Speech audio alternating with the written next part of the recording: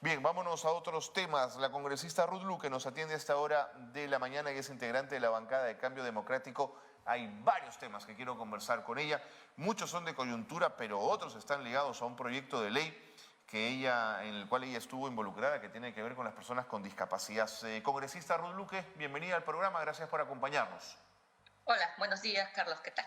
A ver, vamos con temas de coyuntura rápido, si usted me lo permite, aprovechando que estamos juntos y Claro. podemos conversar. El gobierno del Perú pidió el traspaso sin mayores dilaciones, así expresó la canciller, de la presidencia pro tempore de la Alianza del Pacífico, ¿no es cierto? Lo hizo a través de un comunicado a cancillerías de México, de Colombia, de Chile.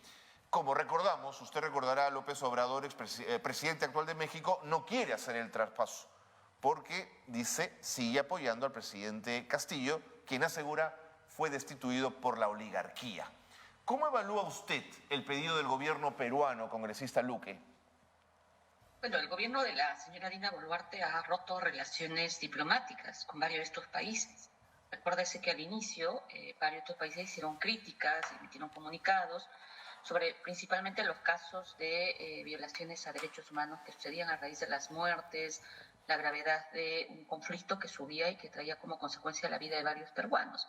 Y eso le desagradó al gobierno. Entonces me parece un poco inconsistente que ahora, pese a que ella misma retiró a sus embajadores aquí en el país, y lo hizo con relación a Colombia, lo hizo con relación a México, no sé con qué otros países más ha roto relaciones, que ahora solicite la presidencia pro tempore, cuando en realidad son sus acciones las que han debilitado las relaciones diplomáticas con estos países. En ese mismo sentido, la Cancillería ha planteado que de no formalizar esta medida, esto acarrearía una responsabilidad internacional por parte de México. ¿Le preocupa esto o considera un manotazo de ahogado del gobierno de la presidenta Dina Boluarte? Sí, yo creo que es más un manotazo, porque en realidad, digamos, si no ha logrado mantener una adecuada relación política, diplomática con otros países, ya esto me parece como incoherente frente a lo que dice, porque recuérdese que las primeras declaraciones que dio, por ejemplo, México eran mostrando su preocupación sobre la grave situación de muertes que había aquí en el país y no se quiso ni siquiera reconocer que se podía manejar de otra manera la situación de alta conflictividad. Y evidentemente eso ha desgastado. El embajador de México fue retirado, se anunció, o sea, lo anunció la propia Cancillería peruana. Entonces, yo creo que, digamos, al margen de las posiciones políticas que hubiera, si hubiera sido más saludable para el gobierno de la señora Boluarte que mantuviera una buena relación diplomática. Las críticas, siempre existen críticas sobre un país en el que pueda haber, y eso no tendría por qué significar el retiro de un embajador. Lo que me da la impresión es que más bien el gobierno de la señora Boluarte ha respondido más, digamos, a este conjunto de fuerzas políticas en el Congreso de la República, que recordemos hace tiempo querían que las relaciones con México, con otros países, se desgastaran, ¿no? Como el caso de ahora, que el mismo Fuerza Popular le manda a decir al gobierno de la señora Boluarte: no tienes derecho a hablar de este caso. De O acuerdo. sea, Ahora, pero no podemos dejar de reconocer que el tono, si usted quiere, de López Obrador y de Petro fue por lo menos insolente, ¿no?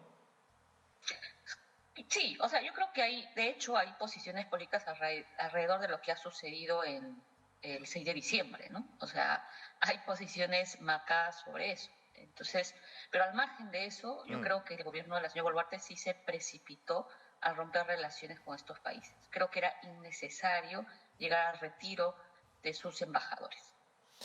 Bien, dejamos el tema de las relaciones del Perú con la Alianza del Pacífico y le propongo que entremos al tema de Joaquín Ramírez, ex secretario general de Fuerza Popular, al que se habían incautado 295 bienes en una investigación por lavado de activos.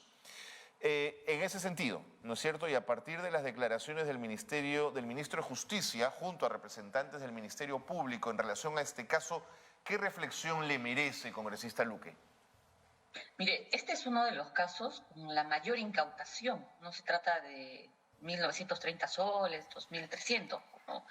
Se mandó 18 meses de prisión a un dirigente de mi región en el marco de las protestas. Es una de las mayor incautación en términos de recursos, de bienes, Y ojalá que la justicia pues sea célere para estos casos y se pueda determinar realmente cuál es la verdadera configuración de esta organización criminal que hasta donde sabemos tiene brazos políticos, tiene brazos incluso vinculados hacia las universidades de las peruanas, más allá de todo lo que se ha mostrado, ¿no? Y creo que no debería censurarse cuando hay una opinión o posición política sobre eso. Ahí me parece terrible, digamos, el comunicado de Fuerza Popular.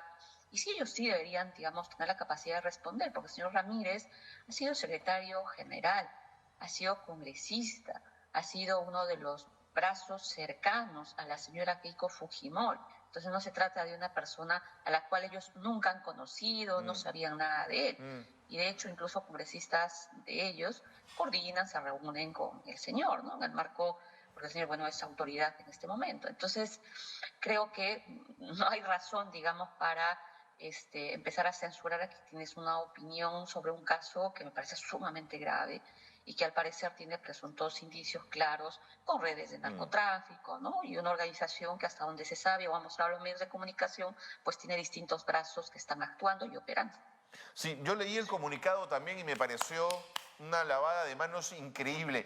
Para usted no hay duda que en Fuerza Popular sabían quién era Joaquín Ramírez y los nexos que tenía. Yo creo que sí sabían. El señor Joaquín Ramírez no es una persona ajena. Puede haberse ido los últimos años, pero sabían perfectamente que él estaba involucrado en una investigación.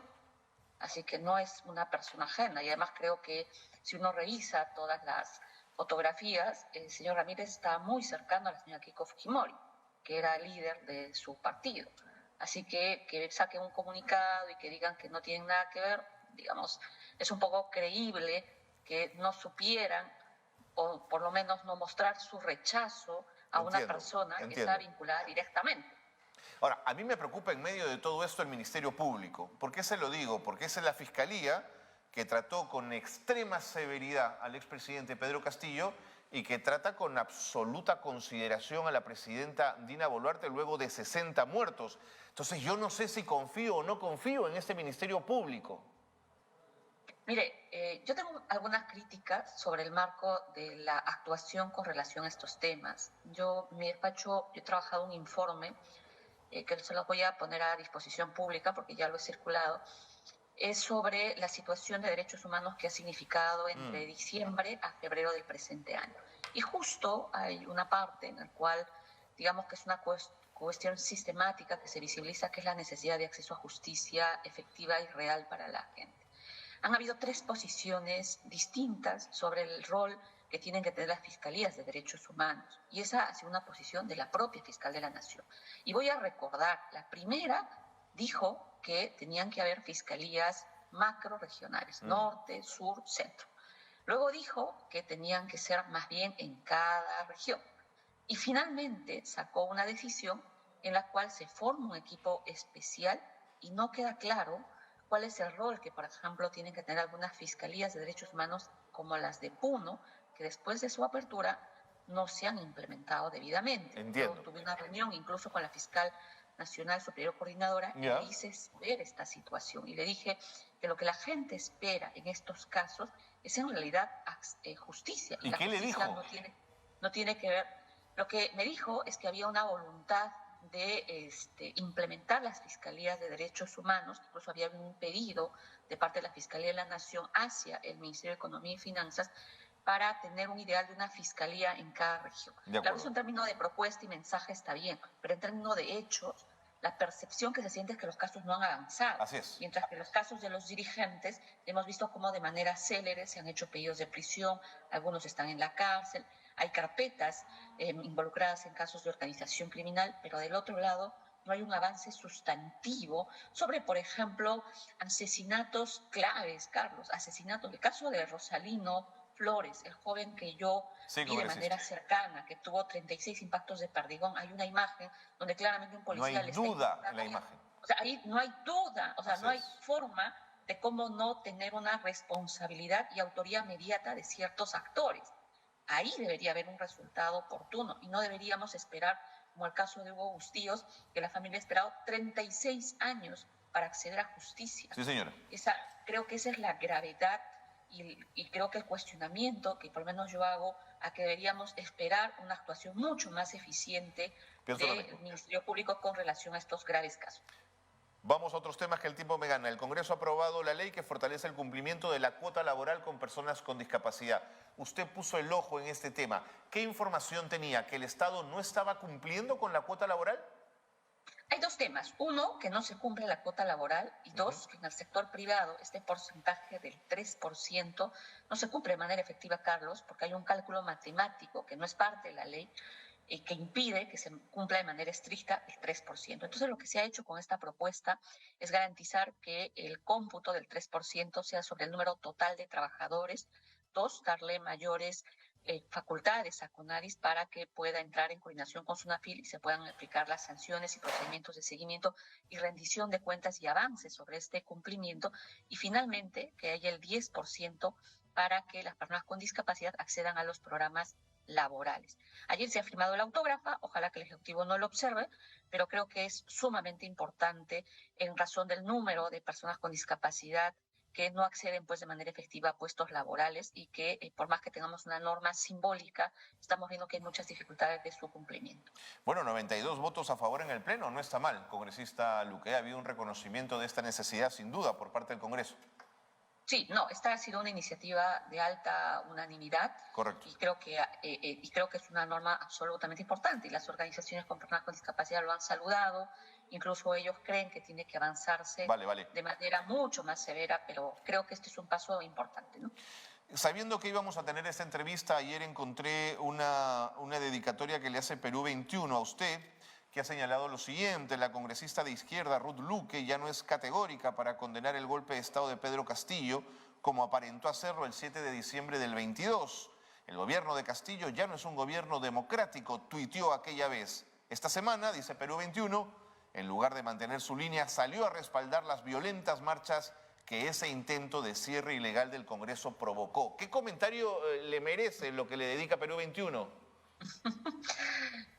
Perdona que me ría, pero la verdad que yo creo que hacen un extracto de una presentación que yo hice en un evento por una organización y nada ha cambiado mi línea. Yo me sigo manteniendo en la línea de defensa de derechos humanos. Creo que defender derechos humanos es sumamente incómodo para mucha gente. Lo he hecho antes de ser congresista. Yo soy defensora de derechos humanos y voy a mantener mi línea en ese tema. Y sobre el tema del rol del señor Castillo, yo he sido bastante crítica sobre algunos temas con relación a su gestión. Yo no comparto un anuncio que desarrolló, se debió a eso mi voto, yo me ratifico en ese tema y yo sí me sigo manteniendo que el gobierno de la señora Dina Boluarte tiene una alta responsabilidad en los casos de violaciones a derechos humanos. Y de hecho, Perú 21 también me hizo mención sobre el tema minero. Y aprovecho para responderte, Carlos, que yo siempre he mantenido mi posición desde el sur, que yo creo en una trabajo extractivo, pero que sea absolutamente respetuoso de las comunidades campesinas y los pueblos indígenas. Entiendo. Y que obligación del Estado es respetar sus necesidades de desarrollo. Eso que a ojos de quienes creen que el extractivismo tiene que desarrollarse como sea, por imposición y sin reglas de juego, yo no lo comparto. Queda clara su posición. Finalmente, el 18 de enero usted fue rechazada por manifestantes cuando se encontraba en la Plaza Túpac Amaru en el distrito de Huanchaj, en el Cusco, justamente. Después de eso quería preguntarle si ha regresado usted al Cusco, si las cosas las ha percibido más tranquilas respecto a usted y a la posición de la población frente al Congreso. Sí, por supuesto. Yo voy a mi región, acudo y he estado ahí. Y quiero señalar que lo que ha pasado en la Plaza Túpac Amaru, yo lo respeto. Jamás voy a cuestionar cuando la población te interpela. Me parece legítimo que hayan sectores de la población que consideren, en el caso particular, señor Castillo, y porque creo que eso es lo que se ha generado también parte del relato político que la población ha percibido, que hay una derecha que ha permanentemente acechado un gobierno y lo ha dejado avanzar. Y que en el caso de la Plaza Túpac Amaru, en esa oportunidad, yo hablaba con varias poblaciones. Y hubo sí algunos sectores que cuestionaban, exigían mi explicación sobre mi voto. Yo he ido a mi región. Correcto. Creo que las cosas, la crisis no se ha solucionado. Hay sí quienes pretenden normalizarla, pero no es que la economía se ha reactivado de manera plena. Hay una población dolida por la cantidad de muertos, hay una economía evidentemente local sumamente golpeada. yo sí creo que el tema del adelanto de elecciones es un tema que debería retomarse en términos de debate político. Congresista Luque, gracias por habernos atendido, gracias por haber reflexionado con nosotros sobre estos temas y habernos dado su punto de vista. Muchas gracias. Gracias, buenos días, Carlos.